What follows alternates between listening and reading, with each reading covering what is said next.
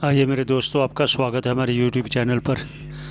सभी के मंगल की कामना करते हुए आइए, जैसा कि आप श्रवण कर रहे हैं पंचदशी का प्रथम प्रकरण तत्व विवेक प्रकरण, आगे श्रवण करते हैं महाराज जी के श्रीमुख से हम सब मिलकर।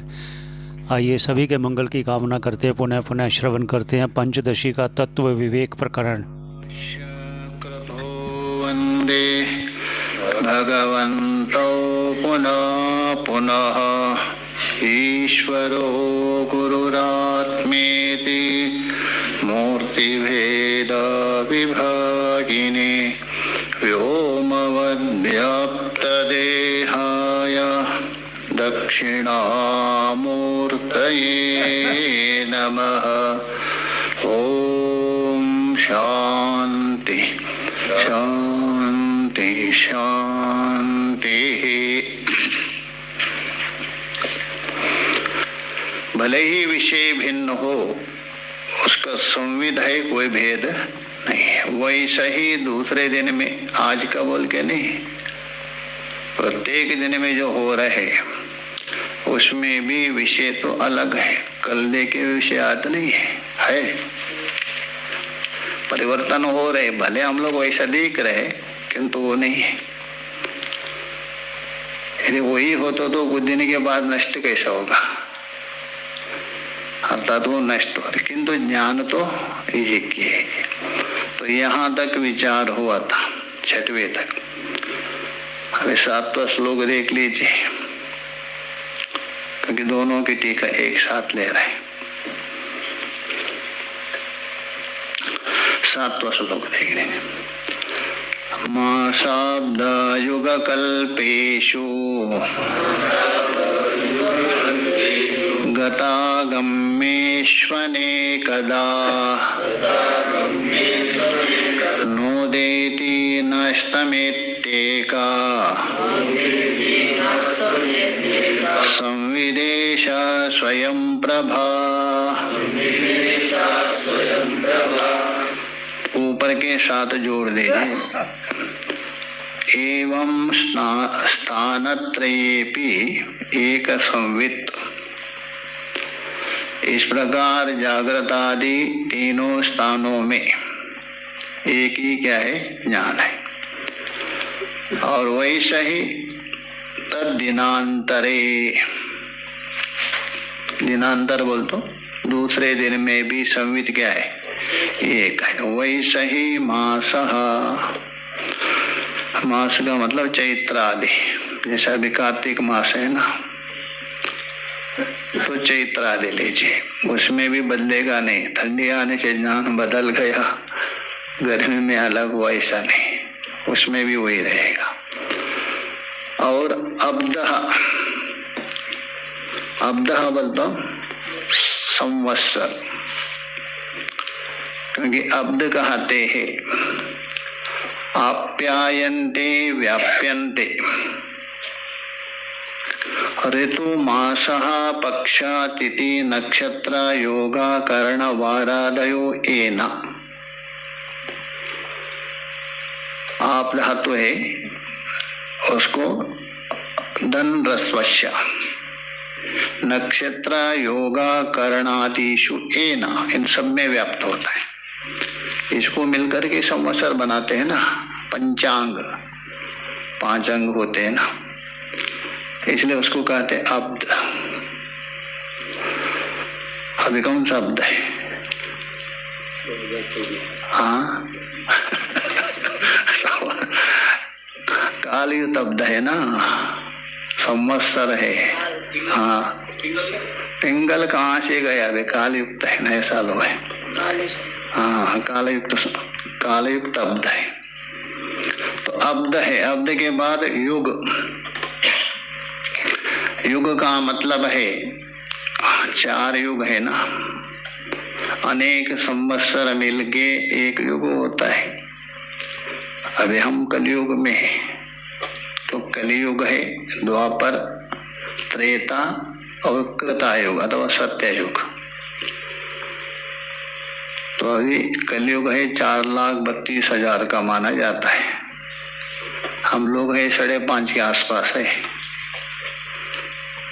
तो ये युग है, उसमें भी ज्ञान एक ही रहेगा। और कल्पेशु, कल्प कहते हैं ब्रह्म का एक दिन, कल्प कहते हैं। अच्छा, किस कल्प में हम भी? श्वेतावारः कल्पः नहीं बोलते, संकल्प नहीं जानते। श्वेतावारः कल्पे जम्बूद्वीपे भारतवर्षे भरतखंडे। हाँ जी, वो तो आगे गए, उसको पुण्य क्षेत्र का जरूरत नहीं हमारे इधर। अर्थात ये जो श्वेतवारः कल्प है, तो श्वेतवारः कल्प का मतलब अभी कौन सा? ब्रह्मणा द्वितीय परार्ध, मतलब 50 बीत गए, दूसरे 50 में। हाँ, मतलब 50 बीत गए, आगे में चल रहा है। आज ब्रह्म के हो गए 50। और उसमें जो अभी हम प्रथम दिन में है ब्रह्म के, दूसरे का श्वेतवारः कल्प है, ये ब्रह्म का प्रथम माना जाता है, श्वेतवारः कल्प। तो वहां से प्रारंभ करके, जैसा हमारी तिथि होती है ना, प्रतिपदा द्वितीय तृतीय, वैसे ब्रह्म का अभी तिथि चल रहा है श्वेतवारः कल्प। ये जो शुक्ल पक्ष की जो प्रथम तिथि में है वो ब्रह्मा जी, उनकी जो प्रथम तिथि है ना शुक्ल पक्ष का, वो श्वेतवारः कल्प एक दिन। हमारी एक तिथि एक दिन होता है ना, हाँ 2 दिन होते हैं, 2 दिन का अपवाद मान दे। वैसे ही ब्रह्म की तिथि है कौन? श्वेतवारः कल्प। और हमारे जो शुक्ल पक्ष में 15वां दिन कौन होता है? अरे शुक्ल पक्ष में बोल रहा हूं मैं, अमावस्या पूर्णिमा होती है। वैसे ही ब्रह्म का भी शुक्ल पक्ष चल रहा है, उसमें वो भी कौन सा? प्रथम तिथि में है हम लोग। और वो पूर्णिमा है, कौर्म सर्ग है, कौर्म। अभी वैवस्वतर है ना, वैसे ही कौर्मा वो 15वां। तब तक कहाँ जाएगी? अभी इसे में ही कितना है।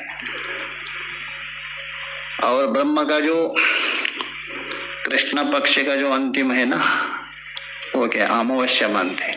वो पितृकल्प है, ब्रह्म की अमावस्या माना जाता है। उनकी 30 तिथियां है। तो अभी है ब्रह्म का द्वितीय परार्ध का प्रथम तिथि है, कौन सा? शुक्ल पक्ष का श्वेतवारः कल्प।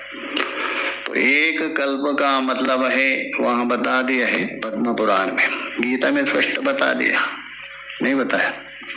सहस्रायुग पर्यंत करके। ये जो 4 युग है 1000 बार बीत जाते हैं, तभी ब्रह्मा जी का एक, उसी का नाम है कल्प कहते हैं। क्यों?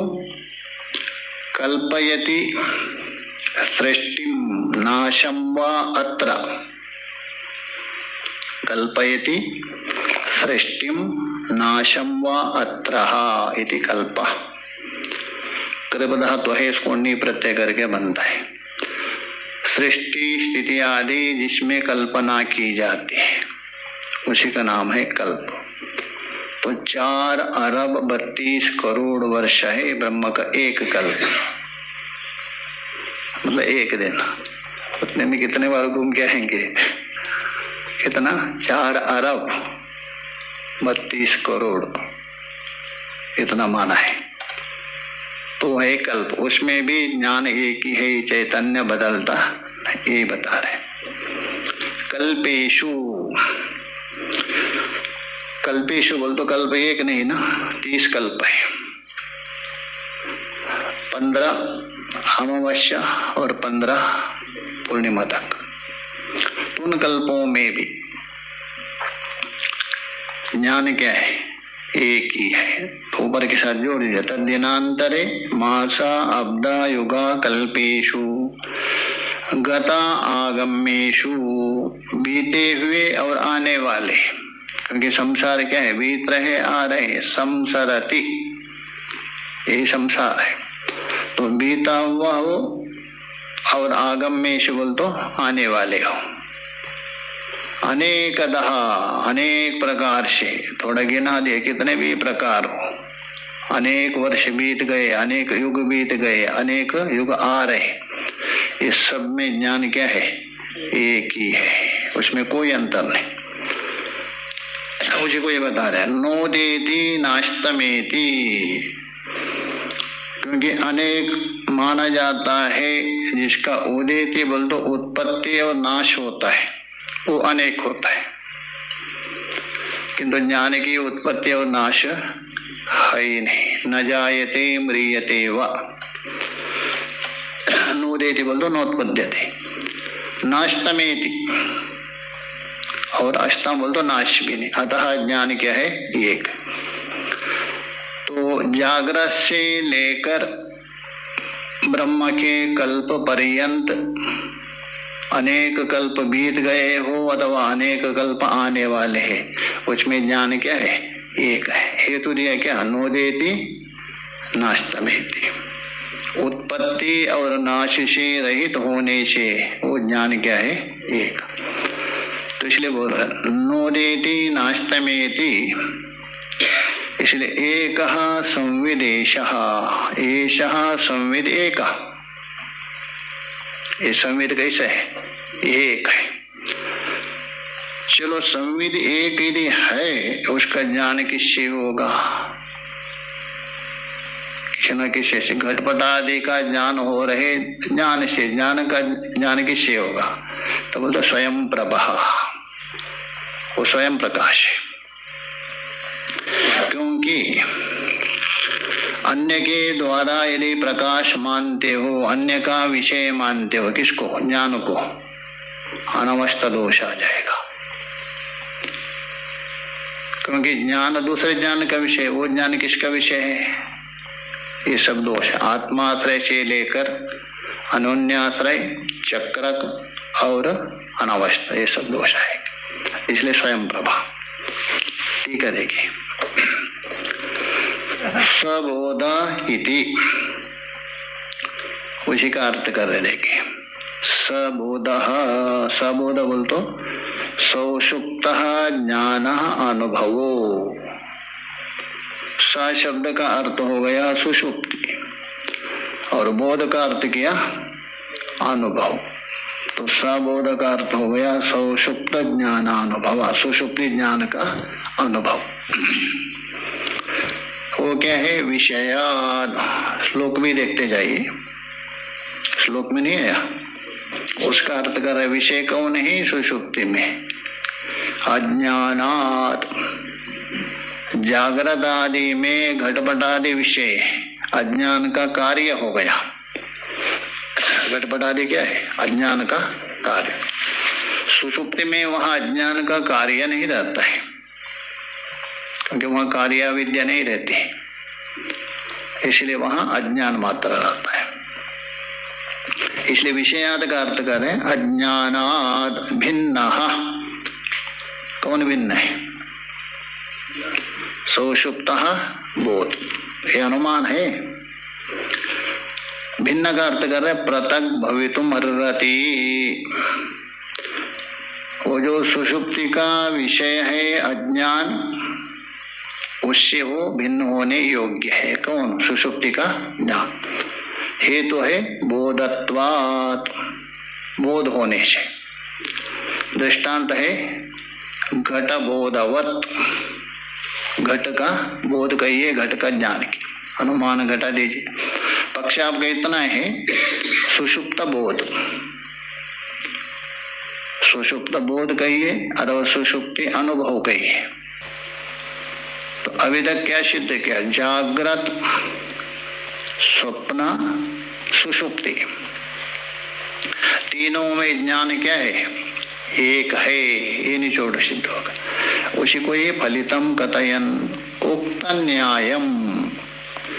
उक्त न्यायम बोलते अभी दिया हुआ जो युक्ति, जागृत, स्वप्न, सुषुप्ति में विषय भले ही भिन्न हो, किंतु ज्ञान क्या है? एक है। उसी युक्ति को अन्यत्रापि, अन्यत्र मतलब अन्य, जागृत स्वप्न को छोड़ करके, कल परसों महीना है, वर्ष है, सभी में। अन्यत्रापि अधिदिशति, ये जो न्याय है, ये युक्ति है, अन्यत्र भी उसको क्या कर रहे हैं? अधिदेश कर रहे हैं। अधिदेश मतलब जैसा यहाँ सिद्ध किया वैसा ही वहां भी अधिदेश कर, ऊपर है ना एवं करके, एवं इत्यादि न, एवं बोलते इस प्रकार स्थानत्रये पे है ना ऊपर, तो अर्थ कर रहे स्थानत्रये भी, उसका अर्थ कर रहे। एक दिनवर्तिनी जागृदादि अवस्थत्रयेपि, श्लोक में है ना स्थानत्रय, उसी का अर्थ है। स्थानत्रय का मतलब एक दिनवर्तिनी, 24 घंटे में आने वाले कौन कौन है? जागृत, स्वप्न, सुषुप्ति, ये बोला जागृत आदि अवस्थत्रयेपि, ये अवस्थत्रय में। संविद एक, संविद क्या है? एक है, एक ही ज्ञान है। क्योंकि एक नियम होता है सर्वम वाक्यम सावधारणम, सर्वम वाक्यम बोल दो, जो भी वाक्य हो, अवधारण बोल तो अपने अपने अर्थों को निश्चय करने में समर्थ है, किंतु वहां एक विशेषण लगा दिया असति प्रतिबंध के, सर्वम वाक्यम सावधारणम अभक्षा वायुभक्षा अधिवत, इतना ऊपर से असति प्रतिबंधक है, कोई प्रतिबंधक ना हो, तभी सभी जो भी वाक्य है अपने अपने अर्थों को निश्चय करने में क्या है? समर्थ होता है। जैसा अभक्षा वायुभक्षवत, क्योंकि असति प्रतिबंधक के क्यों कहा? अभक्ष कौन है? मछली हो गए अभक्ष। वायुभक्षा सर्प पिबंति पवनो न च दुर्बलोस्ति, सांप है ना, हवा खाकर ही जीवित रहता, मिले तो खाएंगे, नहीं तो बस उसमें, उसको बोलते वायु भक्ष कहा गया। तो अभक्ष हो गया मछली, वायु भक्ष हो गया सर्प। अच्छा, आप नहीं है अभक्ष वायु भक्ष नहीं है क्या? जल नहीं पीते आप, वायु भी लेते, किंतु आपको क्या कहेंगे? अन्न भक्ष। अभक्ष वायु भक्ष नहीं कहते। हमारा शरीर क्या है? अन्नमय है ना, इसलिए प्रतिबंधक आ गया उसको। भले ही हम क्या है? अभक्ष भी है वायु भक्ष भी है, किंतु अन्न भक्ष ने क्या किया? प्रतिबंधक किया, इसलिए हम लोगों को अभक्ष वायु भक्ष नहीं कर सकते, प्रतिबंधक व्यवधान आ गया, इसलिए असति प्रतिबंधक है। यदि कहेंगे मनुष्य को अभक्ष वायु भक्ष यदि प्रयोग करे, वो अर्थबोध नहीं होगा, प्रतिबंधक है। किंतु यहाँ कोई प्रतिबंधक है ही नहीं, ज्ञान एकत्व सिद्ध कर रहे हैं ना, उसमें कोई प्रतिबंधक है ही नहीं। हाँ, कोई प्रतिबंधक होता तो उसको अनेक मान सकते थे। जैसा मनुष्य को यदि कोई कहा अभक्ष वायु भक्ष कहा दिया, है अभक्ष भी है वायु भक्ष भी है, तो भी अन्न भक्ष क्या कर रहे हैं उसको? प्रतिभा। इसलिए अभक्ष वायु भक्ष अर्थबोध नहीं हुआ मनुष्य के लिए। तो अभक्ष किस में प्रयोग होगा? मछली में प्रयोग होता है, वायु भक्ष सर्प में होता है। तो वैसे ही यहाँ संविद एक सिद्ध कर रहे हैं ना आप, कोई प्रतिबंधक यदि होता तो एकत्व सिद्ध नहीं होगा, इसलिए प्रतिबंधक। इसलिए बोल रहे सर्वम वाक्यम असति प्रतिबंधके सर्वम वाक्यम सावधारणम। प्रतिबंधक यदि ना हो, सभी वाक्य क्या होते हैं? सावधारण बोल तो अवधारण करने में समर्थ, निश्चय करने में। यहाँ कोई प्रतिबंधक है ही नहीं। इति न्यायात्, ये न्याय है। इससे सिद्ध क्या हो गया? अवस्थत्रय में ज्ञान एक है। इसका प्रतिबंध नहीं कर सकते, इसका वाद नहीं कर सकते आप। हाँ, वो भी एक ही। ज्ञान और साक्षी चैतन्य एक ही, कोई अलग नहीं। ज्ञान कहिए, साक्षी चैतन्य कहिए, आत्मा कहिए, अहम कहिए, एक ही, कोई अंत नाम मात्र अलग, एक ही तत्व है।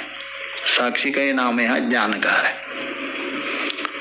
साक्षी भी तब तक है साक्षक पदार्थ, नहीं तो साक्षी भी नहीं रहे। किसकी साक्षी?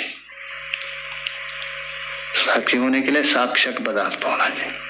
दृष्टा भी किसका दृष्टा? सब बात होता है बाद में, पहले समझाने के लिए वो दृष्टा है, साक्षी है करके। अच्छा, दृष्टा होने के लिए दृश्य चाहिए ना, बिना दृश्य से दृष्टा होगा क्या? अच्छा, मुख को बिंब कहते, कभी ऐसे ही बोलेंगे बिंब? प्रतिबिंब को लेकर होता है। अब किसी को पिता ऐसे ही बोलेंगे? कोई पुरुष है उसको पिता नहीं, पुत्र हो तभी पिता कहेंगे, तो वो पुत्र ही। तो वैसा है, ये सब अपेक्षाकृत है। बस एक तत्व है, उसको बता नहीं सकते, नाम से नहीं बता सकते, है कुछ। इसलिए वैज्ञानिक लोग मानते एक पावर है करके। तो इसलिए हम बता रहे हैं तद्वत, तद्वत बोल तो जैसा एक दिन में तीनों अवस्था में ज्ञान क्या है? एक है, उसका कोई बाधक नहीं है, सावधान है। वैसे ही दिनांतरे, उसी का अर्थ कर देखिए, यथा एकस्मिन् दिवसे, जैसा एक दिन में, मतलब अवस्था त्रय में। एक दिन में तीन अवस्था होती है ना, जागृत, स्वप्न, सुषुप्ति। चौथे अवस्था में जाते हैं, अवस्था नहीं, चौथा स्वरूप। तो ये बोल रहे एवं यतः एकस्मिन् दिवसे अवस्थत्रयेपि, एक दिन में होने वाली तीनों अवस्था में ज्ञानस्य किम अभेदा, ज्ञान क्या है? अभेदा। एवं वैसा ही, तो कहने का मतलब जैसा एक दिन में जो ज्ञान है तीनों अवस्था में अभेद एक है। एवं बोल तो तथा, वैसा ही। अन्यस्मिन् भी, अन्यस्मिन् बोल तो दूसरे दिन। आज जो तीन अवस्था में एक ज्ञान था, कल आने वाली तीन अवस्था है उसका ज्ञान अलग होगा, यदि कोई कहे। हाँ, आने वाली अवस्था भले ही वो अलग हो इसकी अपेक्षा, किंतु ज्ञान कोई अलग नहीं है, यही बता रहे।